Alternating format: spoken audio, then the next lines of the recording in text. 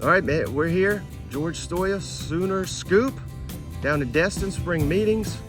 And George, I just want to thank you for coming over, hungover, celebrating Oklahoma City's glorious win the other day.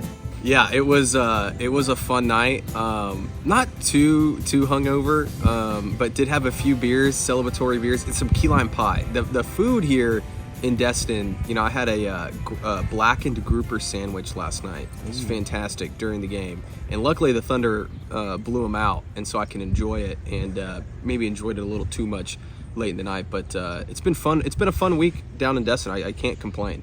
Yeah, so I did want to, my basketball knowledge is severely lacking, but I do really enjoy following you and Eddie and basically every Oklahoma fan that is eating this up and all the shit that the Thunder are catching for being dominant and whooping some ass. I mean, how gratifying is it? Well, it's awesome. Look, people don't hate losers, right?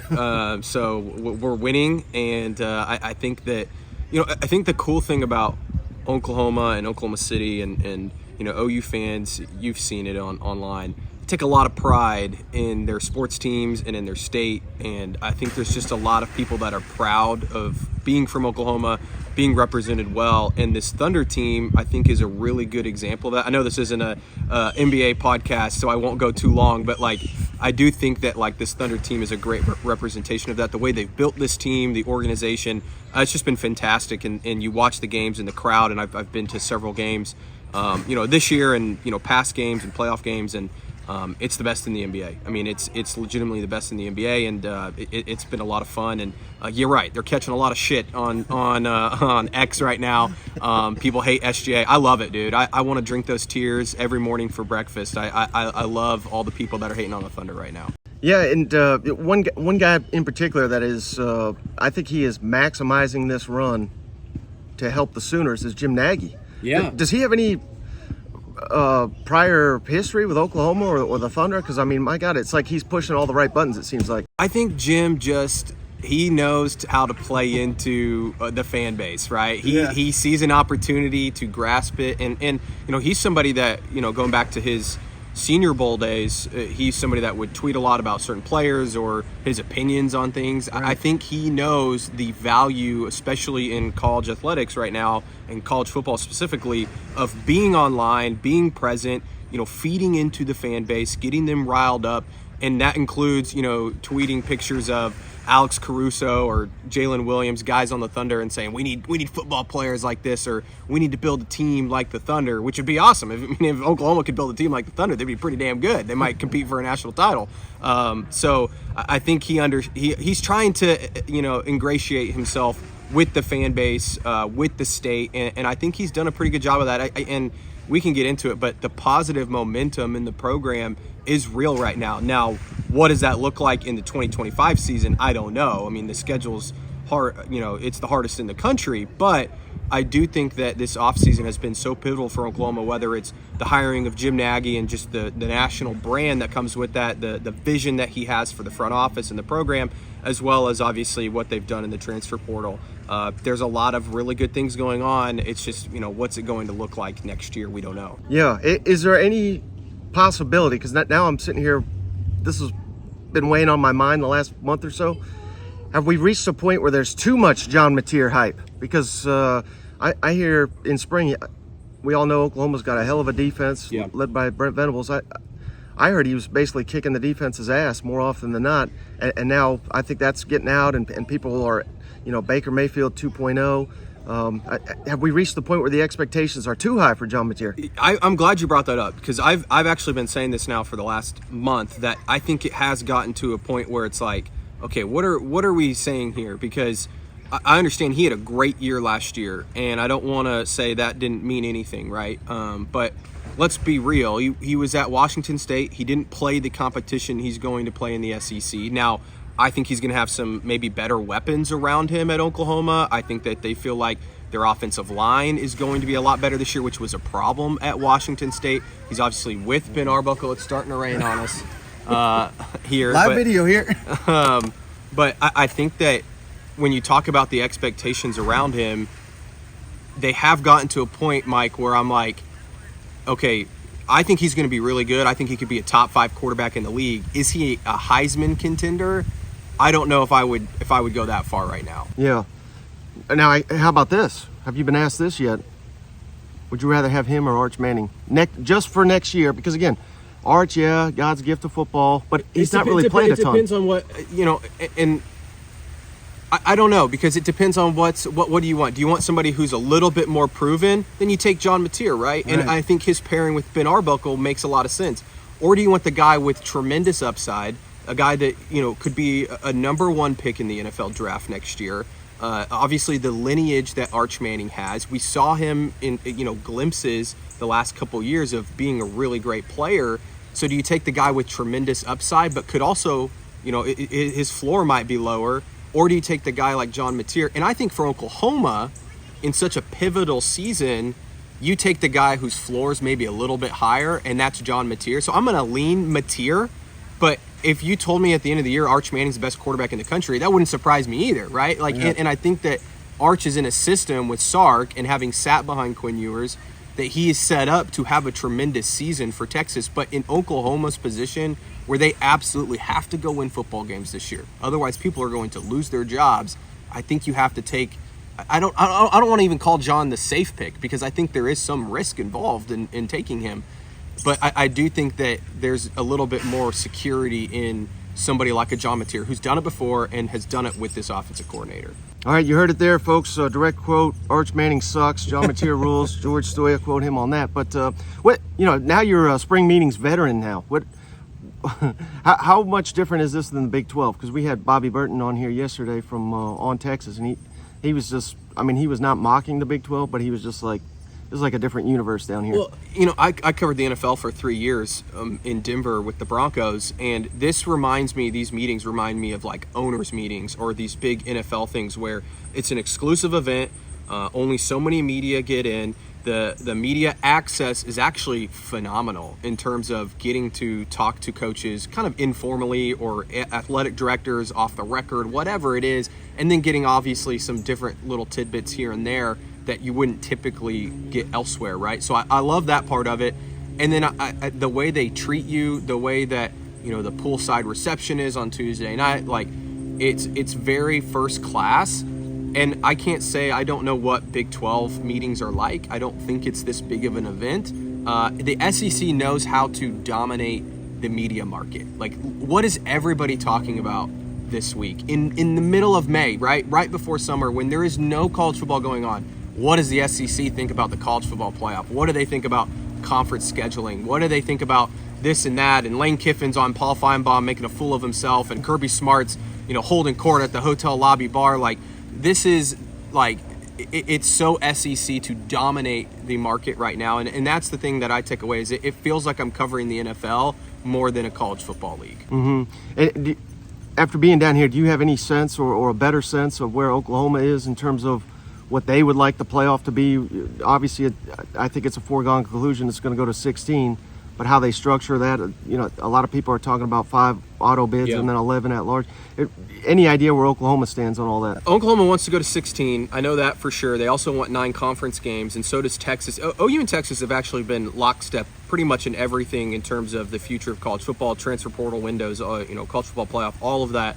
But I know they want to go to 9 conference schedule games, because then they get the 4 home, 4 away, and then you have the neutral site game down in Dallas. Because right now, the way they have it, one of OU or Texas is kind of getting screwed out of an extra home game. So they want to go to 9, and it also just makes more logistical sense. But they definitely want to go to 16 in terms of, do they want the 4-4-2-1 format, or do they want the 5+11?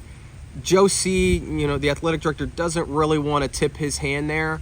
If I had to guess, I think he's probably more in favor of getting the more automatic bids, the 4-4-2-1, but I don't think he's against the 5+11, because I think there's a chance if you do that format, you're getting even more SEC teams in. So I don't think he certainly hasn't said publicly. I don't know what he said behind closed doors in terms of what they want, but I know he has publicly said, we want to go to 16. We just don't know what the perfect format is. Mm-hmm. What's the most interesting thing that you've picked up about this Sooners team down here in Destin? Yeah, there's a lot. Obviously, the hype around John Mateer is something that Brent Venables talked a lot about, and you can go see what he said on Soonerscoop.com. But, I think just Brent's overall positivity around this team. He feels like this is the most talented team he's had since his time in Norman. They retained all of the players they wanted to keep. They really didn't feel like they lost a lot of guys in the transfer portal that were big losses. Now, they lost a couple guys to the NFL draft, in Danny Stutzman and Billy Bowman that are big losses, and they have to fill those shoes. But in terms of defensively, all the guys they've got back from that really good defense a year ago, they feel like they're going to be rock solid on that side of the ball again. And then on offense, they've totally revamped it. And I think that he feels really good. They've brought back a lot of the offensive linemen from a year ago that were young guys kind of thrown into the fire. They think they're going to be better. They bring in some talented freshmen, 5-star Michael Fasusi, who I think is going to end up starting at left tackle by the end of the season. They bring in a couple of transfers as well on the offensive line that they feel like could be potential starters. They've brought in a whole new group of wide receivers, Mike. It means 7 new guys at wide receiver, 2 true freshmen, and 5 transfers that they feel like are going to be able to play quite a bit, as well as obviously Jaden Nott at running back. So I think that's the overall takeaways. They feel like this is going to be a pretty good team. This is starting to pour on us here, Mike. This is going to be quite the show. Yeah. I don't want to keep you too much longer in case it starts lightning here, but let me ask you this. I know obviously you don't cover Florida, you cover Oklahoma, but I think Oklahoma and Florida, Brent Venables and Billy Napier are kind of in a similar spot where there's a lot of hype. I'm sure you saw it. Josh Pate had both of them in his preseason top 10 ahead of Georgia. Good God, imagine the ammunition they're going to use with that in Athens. But if either one of those teams, but obviously more for your question, Oklahoma, if they fail to deliver, I mean, it's a blessing and a curse, isn't it, for Venables? Because we're getting all this hype, the great quarterback. The offense should be better. Added all these players, but if they go 7-5, 6-6, and same thing with Florida, I think fans are going to be in a damn uproar. Yeah, and that's the hard thing with this team, because I do think they're going to be much improved from a year ago. I really do. I think the talent is there. I think they have a really good quarterback. How good, we don't know. But I think they upgraded there. I think their offensive coordinator is a really smart guy, and Ben Arbuckle, and obviously very creative young guy. Reminds me, honestly, a lot of Lincoln Riley. So there's a lot of positivity in terms of what this team can be. But then you look at the schedule, and you're like, oh, shit. Like, they have the toughest schedule in the country. It's a lot like Florida. Florida's got, I think, the second toughest schedule in the country. So they could go 7-5, right? And that might be a really good year. They might be a lot better than they were a year ago and only get 7 wins. I think that you have to look at it like, if you can get to 8-4 or 9-3, that would be a tremendous year because of all of the turnover you've had. Obviously, the schedule is brutal. And I think some of the schedule is going to get easier than it appears. Like, what do we really think Ole Miss is going to be? Is Missouri going to be as good as they were last year? I don't think so. I know you should have won that game a year ago on the road, right? What does Texas look like? I think Texas is a national title contender, but that Red River game, you never know. OU should be 5-0 heading into that game, in my opinion. They get Michigan at home, how good is Michigan? I don't, they're probably starting a true freshman on the road at night, most likely, against a Brent Venables defense. OU should win that game. Auburn. I like Jackson Arnold. I think he's got a lot of talent, and we saw glimpses of it, and we also saw glimpses of just horrific play. What are they going to look like? That should be a game Oklahoma wins at home. So I don't know if I'm answering your question, Mike, but I do think that Oklahoma is one of the more interesting teams in college football this year because there's a lot of stuff on paper that tells you, oh, they're going to be good. They did a lot of really good things in the portal, right? They added a bunch of guys. They went out and made a great hire in Ben Arbuckle. But then you go and you look at the schedule on paper and you're like, damn, that's going to be really tough. So, again, it's a tough team to decide what are they going to be next year because they just have so much up in the air, so many unknowns. I mean, you let off with John Mateer. Like, he could be really good next year, and that, again, only gets him 7 wins. Yeah. Which game do you think will be tougher for Oklahoma, Michigan or Auburn? Michigan. Yeah. Michigan, just because I think that their defensive line, what they can do defensively, and it's only been Arbuckle and John Mateer's second game at Oklahoma. I think there's going to be some, bumps in the road early in the season that they're going to have to overcome quickly. Whereas Auburn, I don't know enough about them And I just saw too many mistakes last year from Jackson Arnold for me to bet on that guy specifically on the road against his former team. Like, I just feel like Oklahoma's going to be able to turn him over. I feel like they're going to be able to score on Auburn as well. I think Auburn's going to be better than they were last year, but how much, I just don't know. And again, if Oklahoma's riding high, they've beaten Michigan, they're 4-0. You're at home against your former quarterback. I feel like Oklahoma should win that game. And Michigan, depends on how good, Bryce Underwood is. If he's the starter, like, how good can he be as a true freshman? I just don't know. Mm-hmm. Which game, other than obviously the Texas, do you think Oklahoma fans want the most this year? That's a good question. OU fans might not like this answer. I think Missouri, though. I mean, there's some hatred there between those two fan bases, and Oklahoma let that one slip away. I mean, that was the worst loss maybe of the Venables era, and he's gotten blown out by Texas twice. I mean, but to lose that game on the road the way they did. That may have been the worst conference game that I have seen. I've been covering the league for like 10 years. That's in the top 3 for sure. I was laughing in the press box about how just awful it was. And then the last 2 minutes of that game were just insane. So I would put Missouri up there. I think they would like to win that one. Auburn with Jackson Arnold coming back.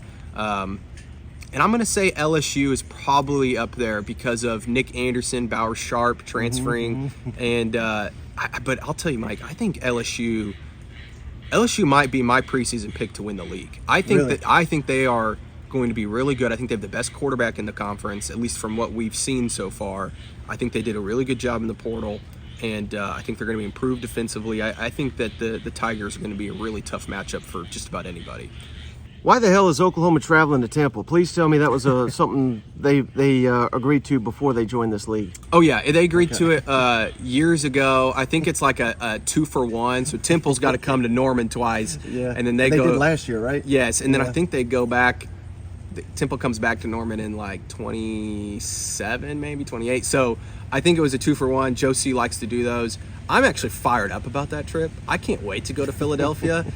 Eddie and I have actually talked about maybe going out there a couple days early, getting some Philly cheesesteaks, doing some museum tours or something and hanging out down there. So I'm actually fired up about it, but it is a really weird, kink in the schedule where it's like, oh, they're going to Philadelphia in week 3. It's kind of crazy. And if I may make a recommendation, I went there and they have I don't know if you're an Always Sunny fan, they have the bar. Don't go. I mean, it's really it killed. It was not. Is it like a tourist trap now? Well, it just sucks. Yeah. Now they have deals where like you can get a shot and a beer for like $5, so that's cool. So if you're just trying to get hammered, it's a good spot. But no, it was nasty as hell. But all right, George, appreciate you so much. Final question here. Again, I'm not going to hold you to this or anything, but hold me to it. Where would you put Oklahoma's final record if you had to predict it today? Which again, I'm sure you can change your mind before. What's the over/under at right now? 6.5?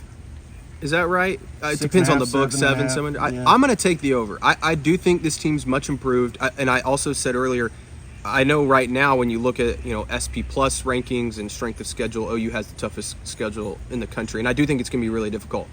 But I also think there's a couple teams on there that it's based off of last year's results and some of that. Even Tennessee may not be very good. Right. Tennessee may not be as good. Missouri, I don't know. Their quarterback situation's interesting. Ole Miss as well is kind of unknown. So I think it's going to be easier. I'm going to say 8-4 is where Oklahoma lands, which again would be a really good year. At Oklahoma, fans won't be happy, but I do think that's enough to save Brent Venables' job at 8-4. And then you turn to 26 and you say, can you keep John Mateer, and can you go on a bigger run in 2026? So I do think that they get to 8 wins this year, and it's somewhat a good year for OU. Yeah, and one team we didn't even talk about, Bama. Yeah. But I think they're in the same category as LSU. They're expected to go to the playoff, but both of them, Bama opens at Florida State. They got Georgia in the first month. LSU opens at Clemson. They get Florida in the first month. Those teams could be playoff bound. Yep. Or their coach could be fired halfway through the season. In Alabama, again, quarterback, I think they're going to be good there, but how good? I feel like there's so many quarterback questions in this league right now where it's like you like some of the talent, but how good can they actually be? We're just going to have to wait and find out. All right, I know I said last question, but now that it's really coming down, I got to ask a negative one. So you're picking the Sooners to go over, which I agree with. But if they go under, let's say 7 or 6 wins, does Venables come back? I think it depends on how those wins come, right? If they have a bunch of injuries, say John Mateer goes down, right? Yeah. Knock on wood, hopefully that doesn't happen. But if he gets injured early in the season and you're just fighting for your lives and you get to 7 wins, I still think that's a good year. You keep him. If they go 6-6 again, I think this fan base is going to riot if they keep Brent Venables. So I just think that you're going to have to make a really tough decision there. And it's going to be interesting with Jim Nagy. Is it an NFL model? Is he the guy making that call? Or is it Joe Castiglione, the athletic director? You know, is it the president, Joe Harris? That's where it gets really interesting. And you know, fingers crossed for Oklahoma that doesn't happen. They have to make that difficult decision. But when you talk about another 6-6 season, I just don't know if Oklahoma fans can live with that. All right, George, before we get struck by lightning, please tell our audience how they can follow you and how can they find your work. Yeah, Soonerscoop.com. You can follow me on X, George Stoia, Stoia. I'm sure it'll have my name underneath, but that's where you can find me, Soonerscoop.com. Make sure you subscribe. It's $1. Sign up. Nice. Thank you so much, George.